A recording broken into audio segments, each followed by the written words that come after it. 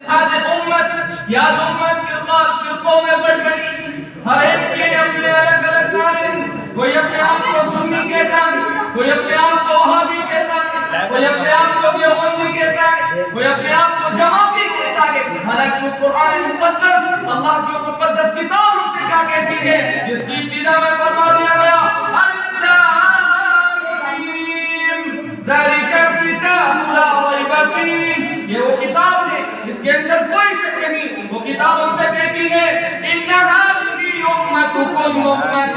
واحدہ وانا ربکم فاعبدون، ہم سے کہتی ہے کہ یہ تمام آپ کی تمام امت ایک ہی امت ہے اور میں بھی اس کا رب ہوں، لہذا بندگی میری ہی کرو۔ نبی کریم صلی اللہ علیہ وسلم کے اور پیارے الفاظ ہم سے کیا کہتے ہیں، آپ صلی اللہ علیہ وسلم کے الفاظ ہم سے کہتے ہیں المؤمن للمؤمن کالبنیان یشد بعضه بعضا، کہ ایک مومن دوسرے مومن کے لیے ایک عمارت کی طرح ہے جس سے بعض حصے کو تقویت ملتی ہے، جس کے بعد حصے سے بعض کو تقویت ملتی ہے۔ پھر نبی کریم صلی اللہ علیہ وسلم کہتے ہیں المسلم اخو المسلم، مسلمان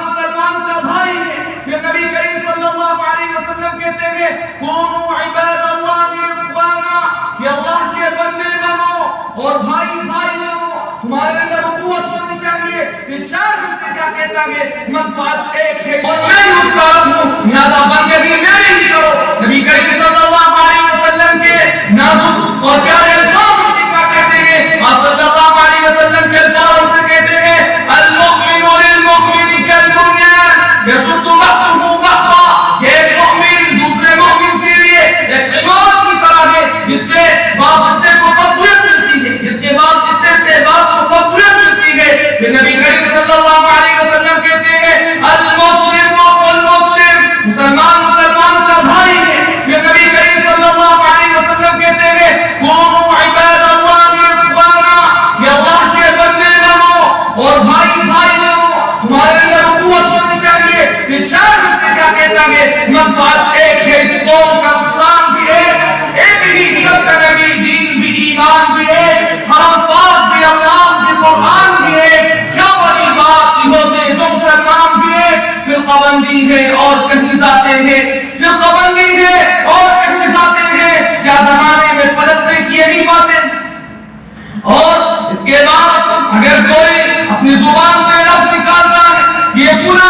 اسے مقابلہ کیا جائے، آپ کا نکاح ٹوٹ جائے گا، خدا پاک کی قسم اس کی زبان پر یہ لفظ نہیں آنے چاہیے کہ ہم مومن